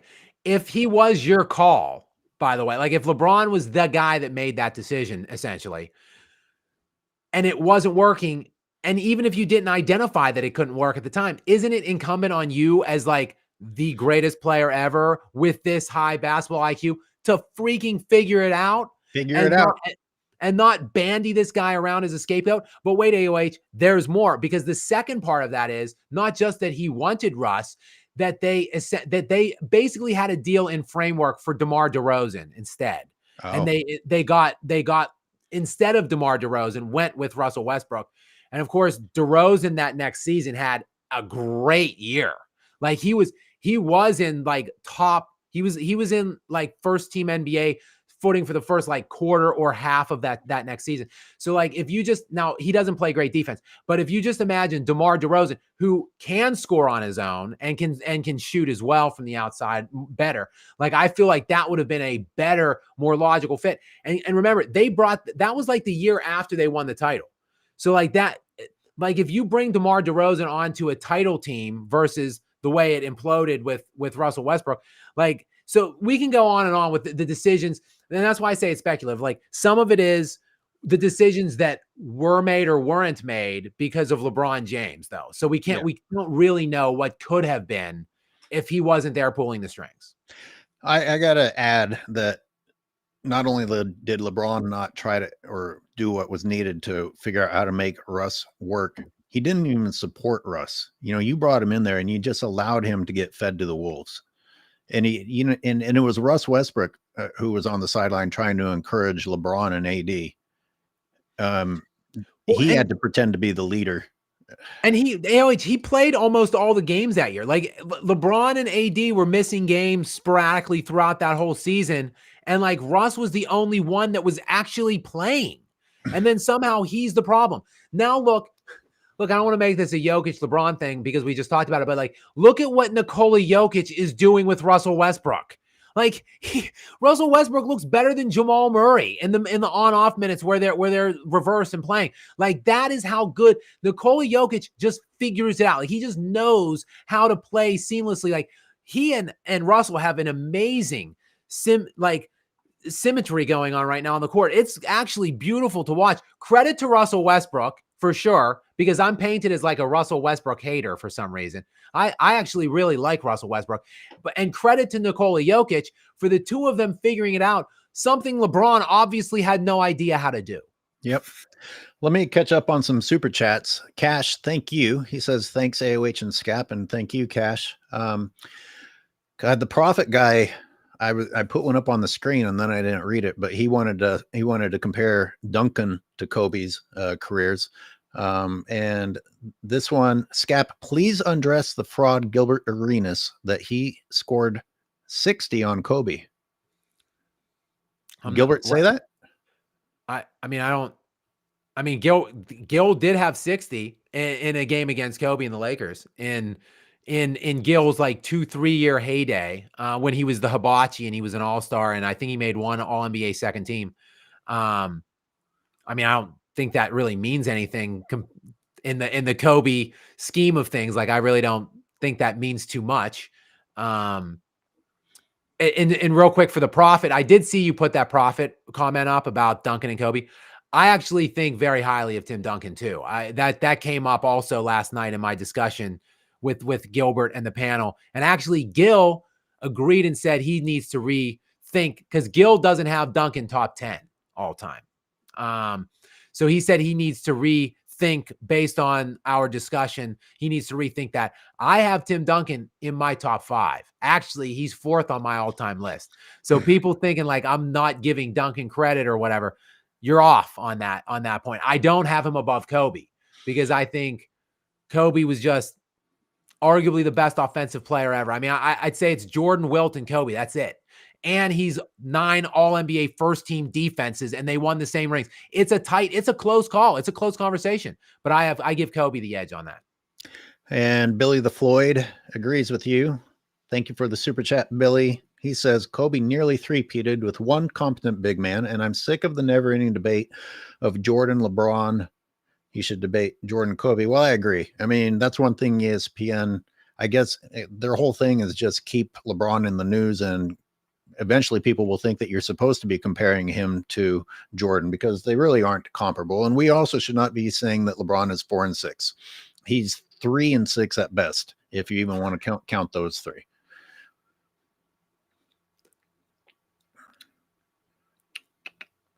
Boy, I don't know about not saying Gasol was a competent big man, though. I mean, Gasol was a really high leverage player at the time. I would say Gasol was somewhere between like 20 and 30 in terms of where his placement in the NBA was at the time. But like, look at when LeBron went to Miami, Wade was like third best in the NBA at the time, and Bosch was like 15th or 16th. Like, it's just an overwhelming and market differential. And the two of them, Kobe and LeBron, were like the best two players in the NBA supposedly at that time. And it's just a stark differential when you review what Kobe did and what he needed to win at that time versus what LeBron did and what he needed to win at that time. We have a member who says that overseas people don't think LeBron is the GOAT. It's amazing what a narrative can actually do to people's mindsets. Yeah, that's pretty interesting. Spam Engine, what are you still blabbering about? Give the flowers to whoever said the players aren't more skilled. They have more freedom. Yeah. Well, it's interesting. They actually have in the rule book now something to the effect of freedom of movement. Like you can't play defense on them in order to look better. And here's some freedom of movement. Bibby was not allowed to do it right there. Bibby was not allowed to be in front of Kobe as Kobe was throwing an elbow. I think that's a phantom elbow. I don't think he actually connected with that. It's too grainy. The footage is too grainy. Fuck. I can't see. I think that was a swim move, and it was such a quick and great spin by Kobe Bryant comes right through Mike Bibby, and he's in front of him.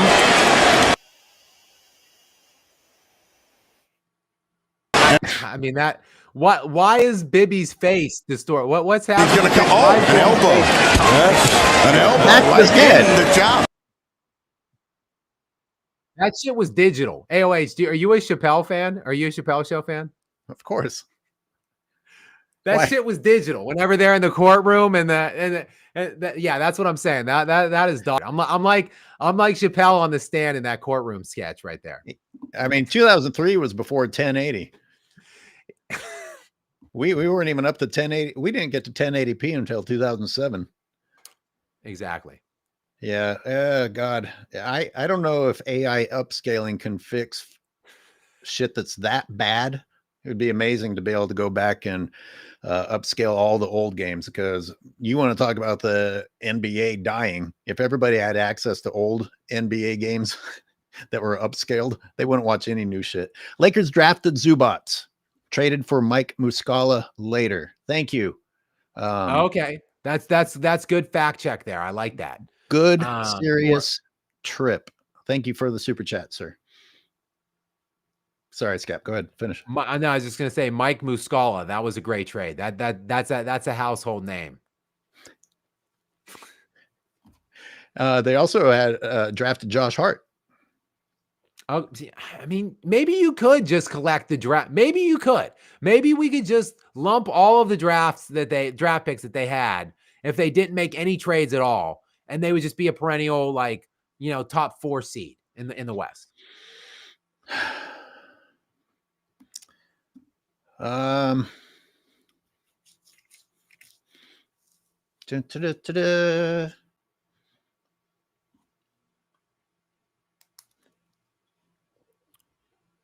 My God, I've missed a lot of chats here. That's good, AOH. You've got a very nice subscriber base here. Michael Jordan fans are the best. Said good morning to us. Oh, is Dart on? Dart's on this stream too. What's up, Hayden? Oh, he's not talking to us, but yes, that was Dart. Dart, what's up? Dart came on last night as well, and really? He got on the panel to try to ask a question, and then at that point was when there was like 7 or 8 people on, and he just got kind of like avalanched, and just craziness was going on. Should we let Dart call in and give his take on what happened last night? We could, if he's interested, if he's near the home office and wants to chime in. I'm putting the call-in link up.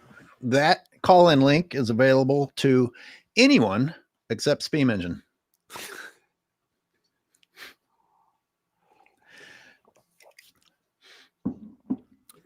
Still, I'm disappointed, Skap. I thought you were going to know who the Lakers had squandered more.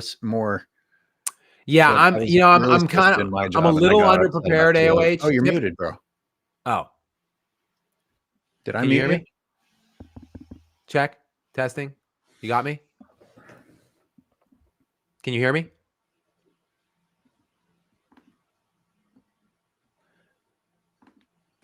Can you hear me? Yep, I did not mute you, so I don't know why I can't hear you.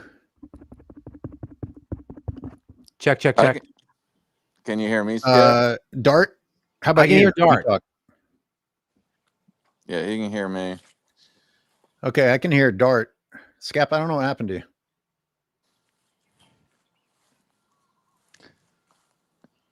All right. Well, first off, hello, everyone. Michael Jordan fans are the best. And I was just about to go. Am I back? Okay. I'm sorry. We're trying to figure out Skap's audio a little bit. Can you hear me? Actually, something's really wrong. But you're massively delayed. You want to leave and come back? Yeah. So you're so delayed we can't even communicate. And I'll read Jonathan McFarland's super chat before you go, Dart, and we let Skap back in. Skap and AOH, don't forget LeBron cried when the Lakers didn't get Kyrie. Oh, yeah. And he threw Russ completely under the bus, but the media glossed it over. Yeah. The media even tried to pretend that LeBron wasn't responsible for that. Skap, you're back. Let's see if we can hear you. Check. Testing. All right. Dart, tell Skap and myself your take on the shit show last night. So I ironically, I was going to try and weasel my way in there because I know that Lamont likes to double team people with Gilbert, but I had a boating license appointment, so I don't know. Maybe I should have canceled it, but I went there anyway. Anyway, so on my way to the boat to get the license, I went and I listened to about 45 minutes to an hour of it, and I thought Skap was doing really well. I kind of anticipated how it was going to go. Is Skap was going to lay out a bunch of statistics and then a lot of context of the period, particularly layered with the statistics and the results. And Gilbert essentially said, I played in the NBA, and so whatever I'm saying is correct. And that's generally what he seems to do whenever he debates somebody who was never in the NBA that I've seen. And I mean, I thought it was entertaining. I think that's the bottom line, is that you had the two opposite sides. You had the enthusiasts like Skap, and then you had the NBA player. And it was a contrast of how they were approaching the debate. There were some things that I thought both had good points in some respects, but for what I watched, especially in the beginning, I thought Skap had the edge on him, just because it was just relentless, just relentless evidence that he was bringing for his points, and then Gilbert would just, he had the video clips that Lamont had ready for him. He had everything. He had everything going for him. Just a moderator. He was just a moderator, huh? He was just moderating, no aids otherwise, just, unbiased totally.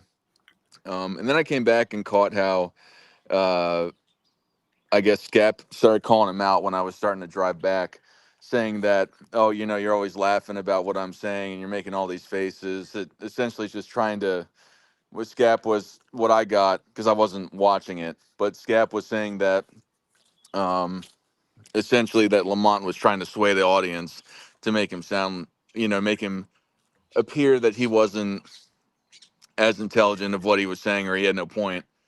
And Well, I had checked on Gilbert's website. He had a poll of who was winning, and Skap was in the 30-some percents. So to me, that's a strong win because it's Gilbert's page, Yeah. and he's a full blown celebrity. Not that you're not a celebrity in my eyes, Skap, but the levels to it. He's definitely a lot bigger of a personality in the media world. So I thought you did great, Skap. I probably should have weaseled my way in there to try and give you some version of backup, but I think he would have pushed back on that. I don't think he would have let me on there. the Yeah. few seconds I watched were exactly what I thought I was going to see, and it was you, Scap. When it comes to Kobe, you've got all the data ready to just spew, like an encyclopedia, and there you are dropping facts, and it comes back to Gilbert, and he's like, yeah, but if you think about this year with someone else, and he kind of basically does what LeBron fans do, run from the topic at hand and talk about something else and take it out of context. Yeah, I don't I want to trash Lamont. I appreciate him putting it together last night, and I'm fine with him. He and I are good. But the thing, yeah, I didn't appreciate, and I did call it out not till probably like an hour and a half in or 2 hours in. Like whenever I was saying stuff, Lamont would just be like giggling into his hand and like just trying to like Like a moderator. just trying to like show me up in some way. But this is despite the fact that I was showing both of them up on multiple occasions. Like I was literally alluding to stats that they didn't know, that Gilbert Arenas was looking up to basically try to prove me wrong. And I was saying, Gilbert, tell me, Gilbert, I know them. You have your computer up. Am I wrong? And multiple times he had to be like, no, you're right. Like literally a point that I was defeating Lamont or him in, he had to admit that, yes, I was in fact right. So my question then was, why are you laughing and giggling all the time? I'm right. Like you're wrong. Like what is the dynamic where you're just laughing at everything I say? Like prove me wrong. Do something to prove me wrong. Don't just, the histrionics of it were just annoying after like 2 hours. So I really didn't say anything till like maybe 2 hours in, but then I got a little annoyed like at the 2 hour mark, but we moved on. I apologized for my outburst and we moved on. That's the Joel Embiid maturity level. Lamont's my favorite LeBron James guy. He really is. Yeah.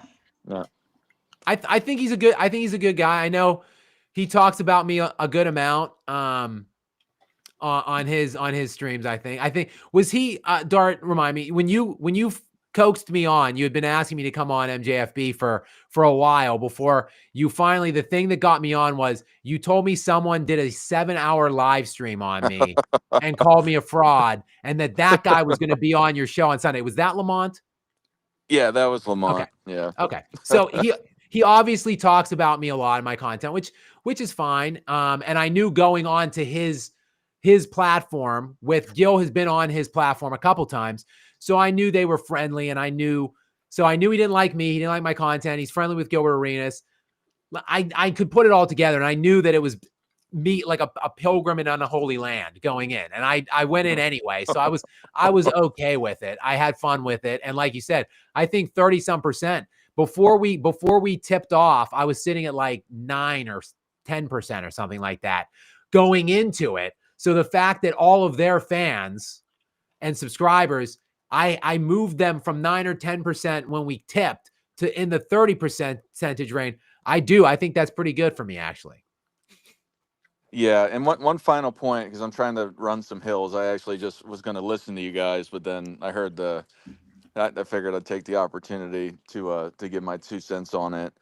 But yeah, I thought it was great. The thing with it too, with those guys, is that I think with Lamont and Gilbert, I think that a lot of the things that they say isn't necessarily based in what their own analysis. I think they try to find angles that are inciting for entertainment purposes. And even Gilbert said so himself on our screen, and then or excuse me, on our stream, and then that stream, he said, "Oh, I just say things to get people angry." So I think Right. that they both actually think that they don't think, or they don't analyze or have the assessment of what a lot of what they're saying. I think they just roll with a side just to present that for entertainment purposes. Sure, and that's the difference with me and them, and me and whoever else content creators are out here doing whatever for clicks. I don't say anything that I don't mean. Like, I don't do anything or put any video out that I'm not really passionate about and believe in. So like that's why I am impassioned and I get worked up sometimes when Hey, I'm talking about these things, because like I basically made a channel a year and a half or 2 years ago just to do this, just to talk shit, because I just have so many like pretty strong opinions on things that I believe very deeply in, and I don't like the coverage that I'm seeing from the mass media. Therefore, I'm like, well, I just need to do something. I need to create a platform where I can just push back on it and just talk my shit. So I that's wanted pretty to much share. what I'm doing. This was cutting news. I wanted to make sure that Dart had a chance to see. Kobe Bryant comes right through Mike Bibby, and he's in front of him.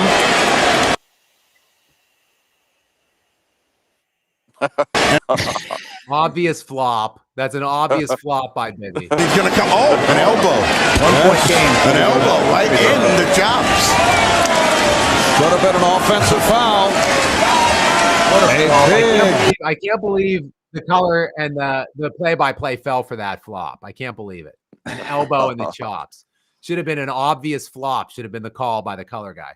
Hey, Hollywood Herm wants to give you some props for yesterday. We'll let a caller in for a little bit. What's up, Herm? What's up, Herm, dog? I just wanted to say hi. I'm gonna get going, but thank you, gentlemen, and I hope you all have a fantastic day, as Uncommon Sense would say. All right. Anyway, have a All good day. right, dog. Bye-bye. Salute to you, brother. Thanks, Dart. Salute to you, Angry Old Hoops, and salute to you, Skap. I thought you held your own pretty well with the odds stacked against you. FIF, my brother. I done done content on this platform and stuff too, but you held your own.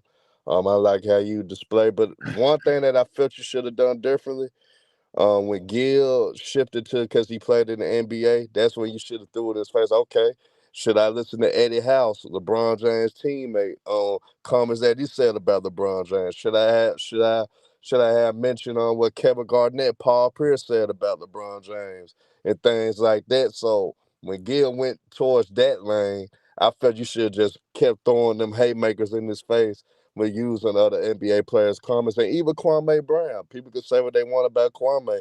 So Kwame's word is valid too then, because he's a former NBA player. He played over 10 years in the league. So I felt you should have hit him in the mouth with those once he came with that.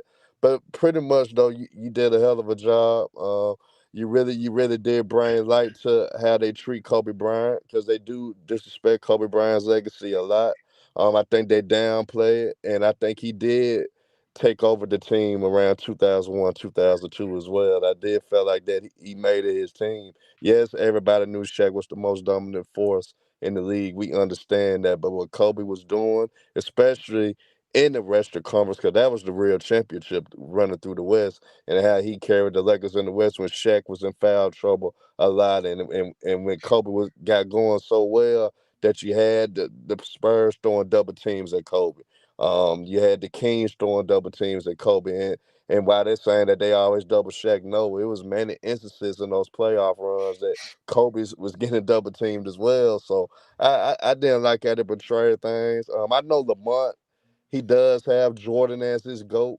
So I do know he do a lot of things for clickbait and just for controversy. I know Gil the same way, because he does have Jordan as his GOAT as well.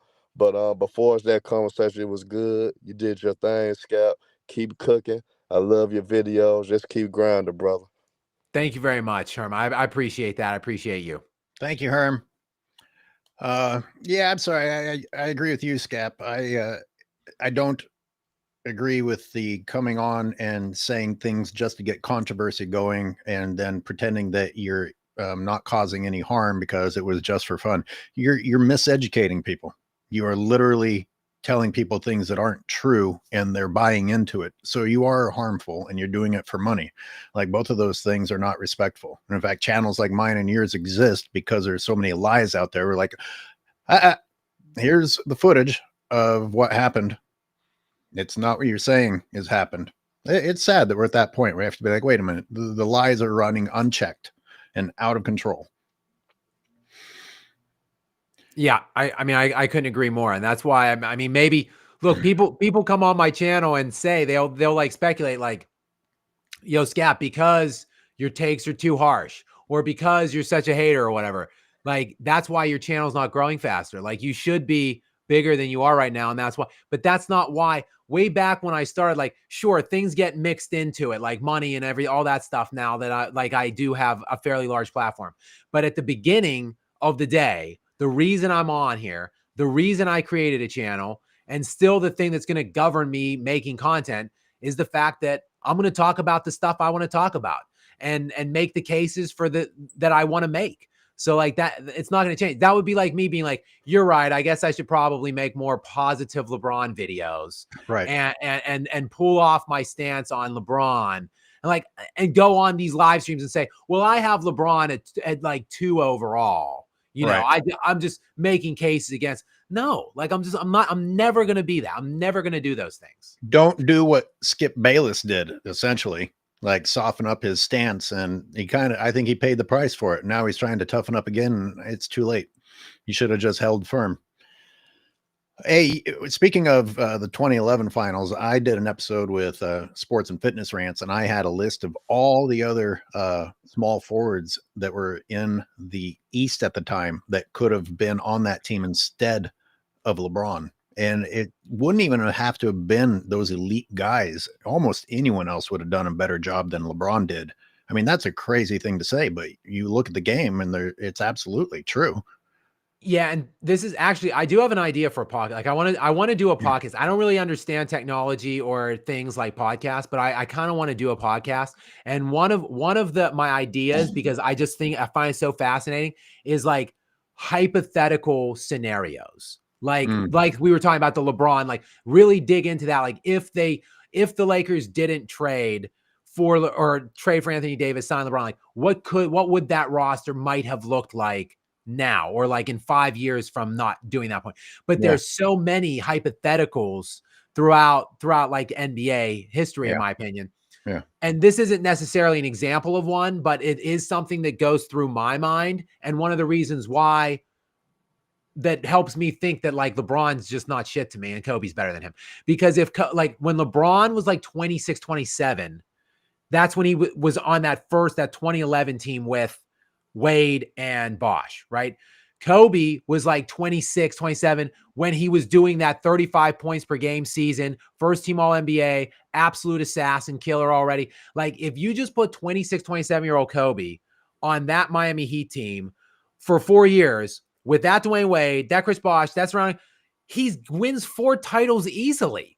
Jordan wins 4 titles easily. Like what are we talking? He won 2 of the 4 and they were down 3-2 when Ray Allen hit that corner 3 and the Spurs did everything they could to lose it. The Spurs had a 5-point lead with 26 seconds left in game 6, up 3-2 in San Antonio.